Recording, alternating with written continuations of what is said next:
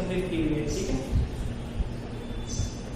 Appendicitis, appendicitis इसकी थोड़ी anatomy देख लेते हैं। एनाटॉमी अपेंडिक्स, अपेंडिक्स होता क्या है, अपेंडिक्स होता क्या है।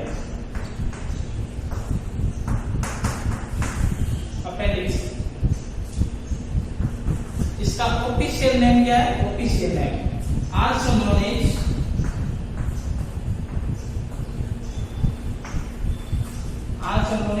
वर्मिफॉर्म अपेंडिक्स, वर्मिफॉर्म अपेंडिक्स, अपेंडिक्स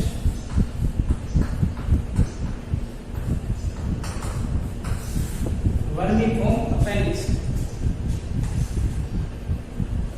ये लोकेटेड कहाँ होता है, लार्ज इंटेस्टाइन का जो सिक्कम पार्ट होता है ना उसके पास होता है। लार्ज इंटेस्टाइन के सिक्कम पार्ट है, ठीक है। ये कहाँ होता है, ये होता है right hypochondrial region, right lower hypochondrial region. Right region कितने होते हैं, 9 रीजन होते हैं। कितने रीजन होते हैं, 9 रीजन होते हैं, 9 रीजन होते हैं। कितने होते हैं, 9 रीजन होते हैं। एब्डोमिनल के रीजन कितने होते हैं, 9। एब्डोमिनल के रीजन होते हैं 9 रीजन होते हैं ना।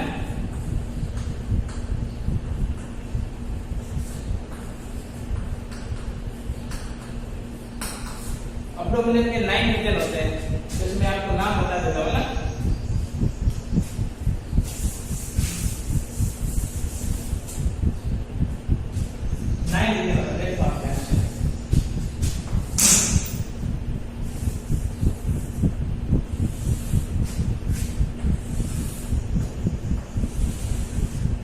ये एब्डोमिनल के 9 रीजन है, ठीक है। इस वाले रीजन को कहते हैं, इस वाले रीजन को कहते हैं राइट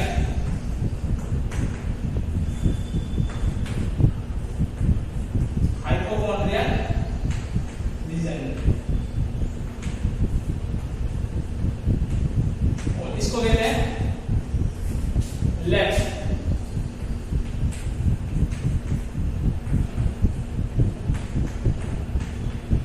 हाइपोकॉन्ड्रियल रीजन। और ये बीच वाला है, बीच वाला एपिगैस्ट्रिक। कौन सा है, एपिगैस्ट्रिक।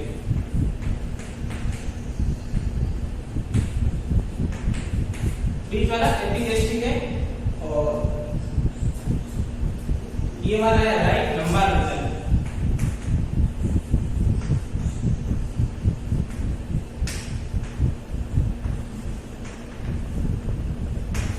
ये राइट लंबार रीजन और ये left lumbar reason.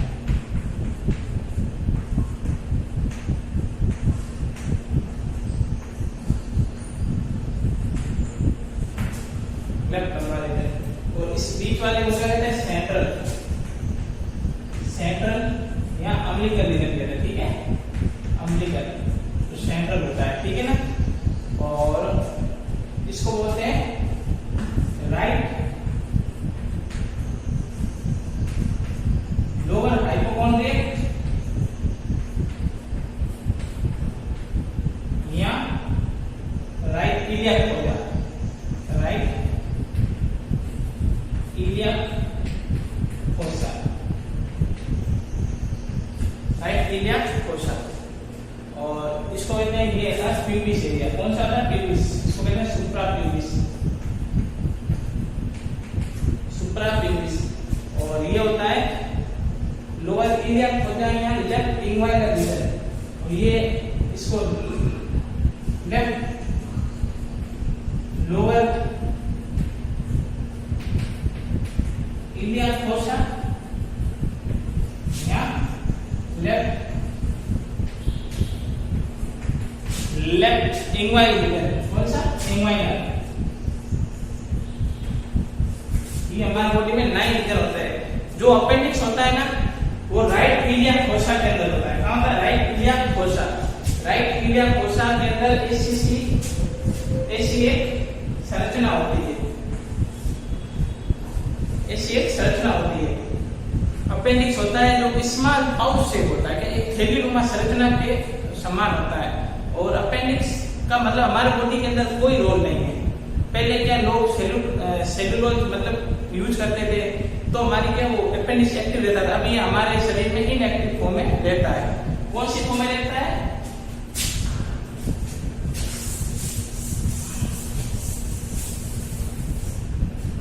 Inactive form. कौन सी? Inactive form. अपेंडिक्स जो होता है हमारी बॉडी के अंदर इनएक्टिव फॉर्म में रहता है, ठीक है। और इसके अंदर टिश्यू कौन सा पाया जाता है? Lymphatic tissue. कौन सा? Lymphatic tissue. लिम्फेटिक टिश्यू जो हमारे शरीर को क्या immunity, appendix immunity power, immuno system की तरह काम करता है, ठीक है। और इसकी लेंथ होती है, जो मैं आपको लेंथ बता रहा हूँ वो मतलब आप अगर फ्यूचर में जो कंपटीशन की तैयारी कर रहे हैं, फ्यूचर के अंदर कंपटीशन की तैयारी, ये मतलब उसकी फिक्स रेंज है, ठीक है ना। आप फ्यूचर में भी काम आएगी, अभी भी काम आएगी। जो भी आप फ्यूचर के अंदर एम्स वगैरह की अगर तैयारी कर रहे हो, एग्जाम देना हो, तो मैं आपको जो रेंज बता रहा हूँ अपेंडिक्स की लेंथ होती है,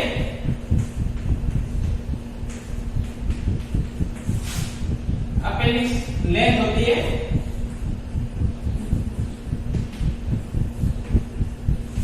9 सेंटीमीटर। कितनी होती है? 9 सेंटीमीटर। और इसका डायमीटर होता है, डायमीटर होता है, डायमीटर होता है 0.7 to 0.8 centimetre. 0.7 to 0.8 centimetre. 0.7 to 0.8 centimetre, ठीक है। ये कैसी संरचना होती है अपेंडिक्स? Finger like. कैसी होती है? फिंगर लाइक संरचना होती है।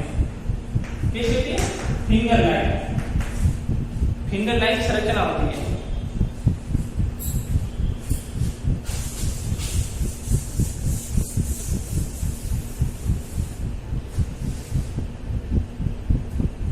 ठीक है। अब अपेंडिसाइटिस क्लास है ना, वो पहले अपेंडिक्स की एनाटॉमी दी, ठीक है। अभी अपेंडिसाइटिस क्लास है। अपेंडिसाइटिस कहीं पर भी अगर आइटिस आ जाता है ना, आइटिस का मतलब होता है इन्फ्लामेशन। इन्फ्लामेशन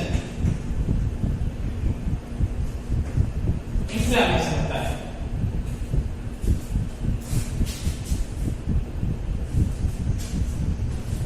इन्फ्लामेशन, ठीक है।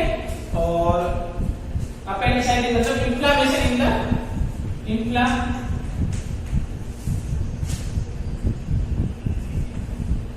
inflammation in the appendix. Inflammation in the appendix. Appendicitis का मीन्स होता है inflammation in the appendix, ठीक है।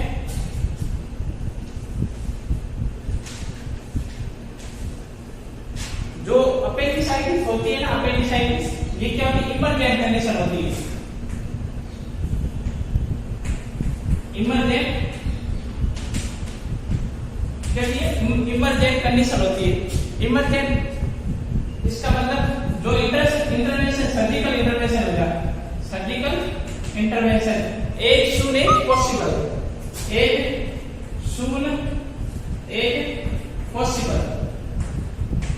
ये कॉम्पिटिशन का इक्वेशन है, देख लो। मतलब अपेंडिसाइटिस एक कैसी कंडीशन होती है? इमरजेंट कंडीशन होती है, जिसके अंदर as soon as surgical intervention करना पड़ता है, ठीक है। अब इसकी इटियोलॉजी बता देते हैं ना कि इसके कोजेज क्या है। इटियोलॉजी मतलब कारण, कोजेज। इसके कोजेज क्या है, किसकी वजह से होती है, ठीक है।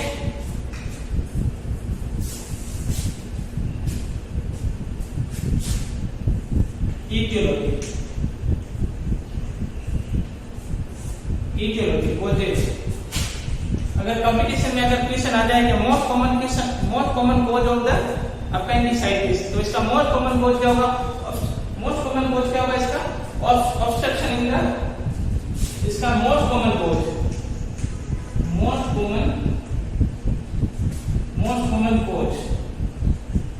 क्या होगा?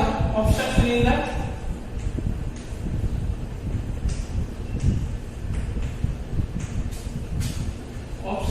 the lumen, obstruction in the lumen thickened, lumen thickened, lumen thickened, इसका मोस्ट कॉमन वर्ड क्या होता है? Lumen thickly. ल्यूमन थिकली का मतलब क्या होता है? जो थिकल होते हैं ना, वो अपेंडिक्स के ल्यूमन के अंदर क्या होता है? एक्यूमुलेशन हो जाते हैं, accumulation of the thecal, accumulation of thecal, क्या होता है? Accumulation of the thecal. ये इसका मोस्ट कॉमन वर्ड है क्या? Obstruction in the appendix lumen.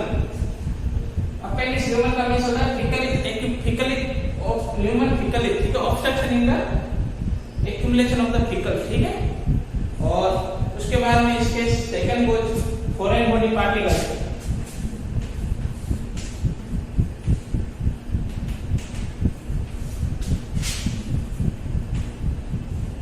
Foreign body particle,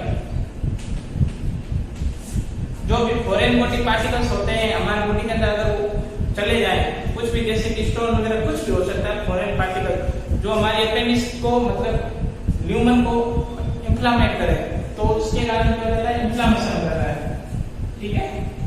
inflammation. और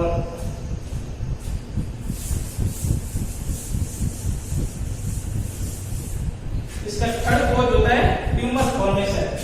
क्या होता है? Tumour formation, tumour formation.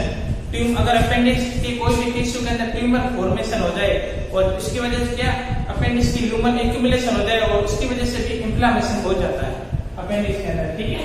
और चौथा होता है इसकी, चौथा, ये तीसरा है, ये चौथा होता है इसकी increase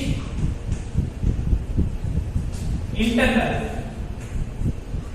increase internal, increase internal thickness. Lumen होती है अपेंडिक्स, अगर उसकी थिकनेस ही अगर बढ़ जाए, उसकी ल्यूमन की क्या थिकनेस बढ़ जाए, इसकी वजह से जो लिम्फेटिक टिश्यू होते हैं वो मतलब अबनॉर्मल ग्रोथ कर रहे हैं, उसकी वजह से भी इंफ्लामेशन हो जाता है, ठीक है? और पांचवा आता है इसका जैसे accumulation of the, accumulation of the bacteria and mucus.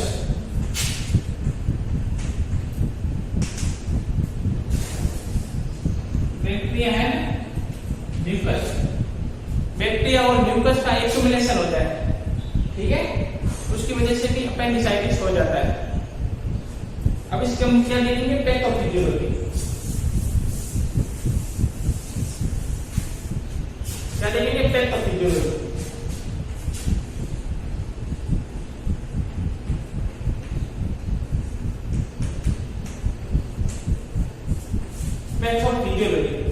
Pathophysiology क्या होती है? ड्यू टू इटियोलॉजिकल फैक्टर, मतलब डिजीज प्रोग्रेस कैसे हो रही है, डिजीज प्रोग्रेशन की प्रक्रिया देखेंगे। क्या देखेंगे? डिजीज प्रोग्रेशन की प्रक्रिया, कि डिजीज प्रोग्रेस कैसे हो रही है। अब जैसे कि कोई भी due to etiological factor, due to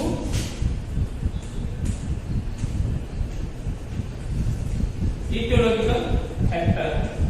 अब इटियोलॉजिकल फैक्टर क्या हो सकते हैं? जैसे कि कोई भी ऑब्स्ट्रक्शन हो सकता है, जो मैंने बताया कोजेज ऑब्स्ट्रक्शन है, और कोई फॉरेन बॉडी पार्टिकल है, या कोई ट्यूमर है, या बैक्टीरिया म्यूकस का एक्यूमुलेशन है, उसकी वजह से भी ये इटियोलॉजिकल फैक्टर है। Due to etiological factor, etiological factor के बारे में क्या होगा? अपेंडिक्स होगा, appendix obstruction in the appendix.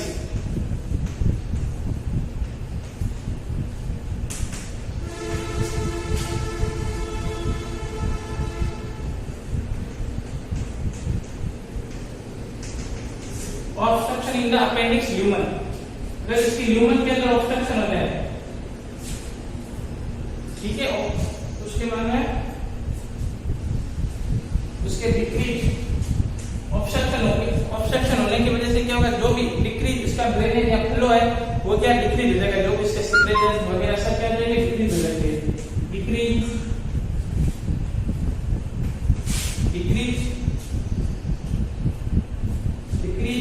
Flow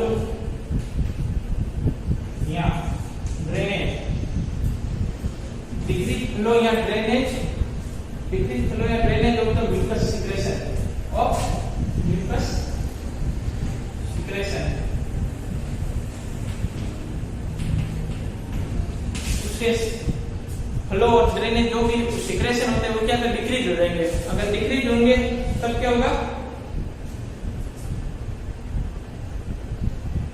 अगर ये सब डिक्रीज हो जाएंगे ना तो क्या होगा, इसके अंदर एक्यूमुलेशन होगा, अपेंडिक्स के अंदर एक्यूमुलेशन होगा। क्या होगा, एक्यूमुलेशन,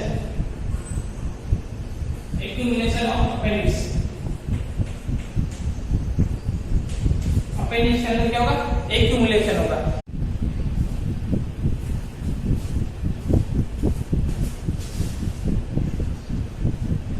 अभी आपको मैं पैथोफिजियोलॉजी बता रहा हूँ। क्या बता रहा हूँ, पैथोफिजियोलॉजी।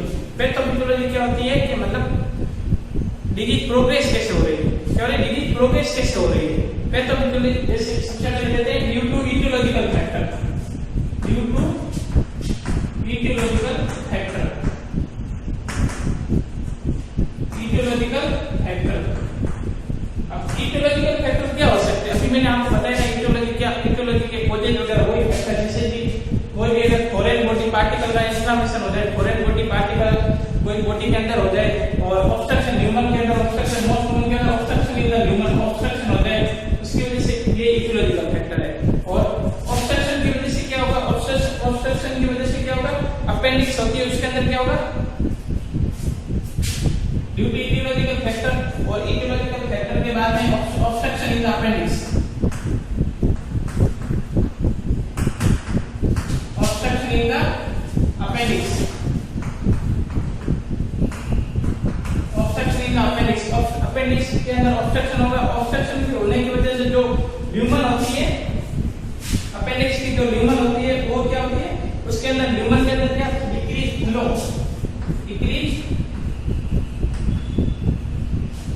फ्लो या सिक्रेशन, डिक्रीज फ्लो या सिक्रेशन, डिक्रीज फ्लो या secretion in the appendix, decrease flow या secretion of the mucus flow. और जो भी सिक्रेशन होंगे ना वो क्या जाएंगे, कम हो जाएंगे, और डिक्रीज होने की वजह से क्या होंगे, वो म्यूकस वगैरह क्या होंगे, क्लैट होने लगेंगे। क्या होने लगेंगे, क्लैट, म्यूकस वगैरह के अपेंडिक्स के अंदर क्लैट होने लगेंगे। तो उसकी वजह से क्या होगा,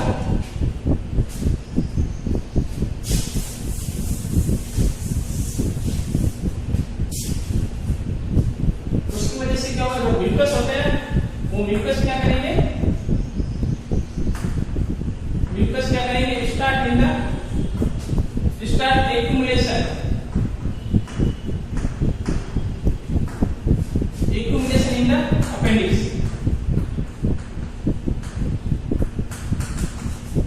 एक्यूमुलेशन अपेंडिक्स, एक्यूमुलेशन हो जाएगा। ठीक है, और एक्यूमुलेशन होता है ना उसकी वजह से क्या होगा, अपेंडिक्स के अंदर स्वेलोइंग आने लगते हैं। क्या आने लगते हैं, स्वेलोइंग, अपेंडिक्स स्वेलो होने लगे। स्वेलोइंग होने की वजह से क्या होगा, वहां पर जो भी स्वेलोइंग हो जाएगी, मतलब इसका मतलब है इन्फ्लेमेशन हो गया। ठीक है, इन्फ्लेमेशन इन द अपेंडिक्स, इसको कहेंगे हम अपेंडिसाइटिस, अपेंडिसाइटिस,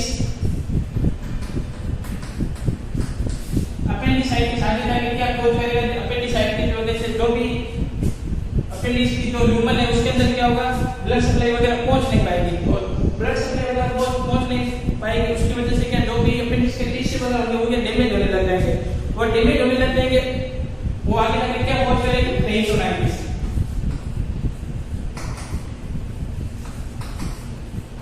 पेरिटोनाइटिस, तो अगर क्वेश्चन आ जाए कि most common cause of the appendicitis, तो इसका मोस्ट कॉमन कॉज क्या होगा, अपेंडिसाइटिस का, पेरिटोनाइटिस। ठीक है,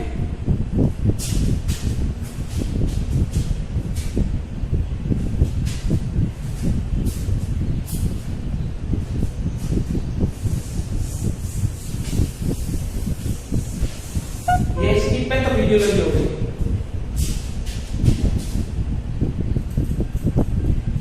ये पैथोफिजियोलॉजी हो गई। अब इसका देखेंगे क्लिनिकल मैनिफेस्टेशन। क्या देखेंगे, क्लिनिकल मैनिफेस्टेशन या sign and symptom. Clinical manifestation हो गया sign and symptom. Sign and symptom क्या होंगे, इसके इंपॉर्टेंट साइन एंड सिम्टम होते हैं, आप ध्यान से बताइए। जो साइन होता है वो क्या होता है, पेन। क्या होता है, पेन। क्या होगा, पेन। और पेन का होगा राइट लोअर हाइपोकॉन्ड्रियल रीजन या राइट जो इलियक फोसा होता है, लोअर इलियक फोसा उस वहां पर होगा। ठीक है, राइट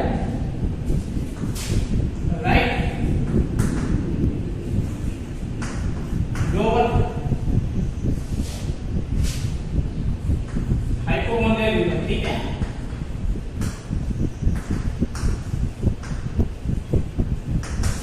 पेन का होगा राइट लोअर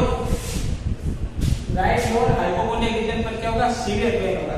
और वहां पर एक पॉइंट होता है, उसको क्या कहते हैं, पेन क्या वहां पर होगा, मैक बनी पॉइंट। इसके अंदर एक मैक बनी पॉइंट होता है, मैक बनी पॉइंट होता है। कहां पर होता है, जो हमारा राइट लोअर हाइपोकॉन्ड्रियल रीजन है ना, उसके यहां से लेके अम्बलाइकस यहां बीच में अंदर एक राइट अम्बलाइक जो होता है, मैक बनी पॉइंट होता है। इस पर क्या होगा, पेन होगा। ये कहां होता है, ये कहां होता है, ये होता है बिटवीन, ये कहां होता है, between 2/3 away from the 2/3 away from the umbilicus, 2/3 for umbilicus और 1/3 away from right area and 1/3 away from the right iliac fossa, right lower iliac fossa। ठीक है, right iliac fossa। ये क्वेश्चन आता है कि मतलब अपेंडिसाइटिस का पेन कहाँ होता है, मैक बनी पॉइंट पे पेन होता है। ठीक है, और अब देखते हैं सेकंड साइन। ये फर्स्ट साइन हो गया, क्या हो गया, फर्स्ट साइन हो गया पेन। कहां होता है, राइट लोअर हाइपोकॉन्ड्रियल रीजन पे मैक बनी पॉइंट पे पेन होगा। क्या होगा, पेन होगा। और इसका सेकंड साइन होता है, ये साइन में जो आपको बता रहा हूं, ये मोस्ट इंपोर्टेंट साइन है। ठीक है, और जो पेन होगा ना वो क्या कंटिन्यू होगा और एकदम डेंजर मतलब सीवियर पेन होगा, परसिस्टेंट पेन होगा। ठीक है, और सेकंड साइन इसका देखते हैं डंपिंग साइन। कौन सा, डंपिंग साइन।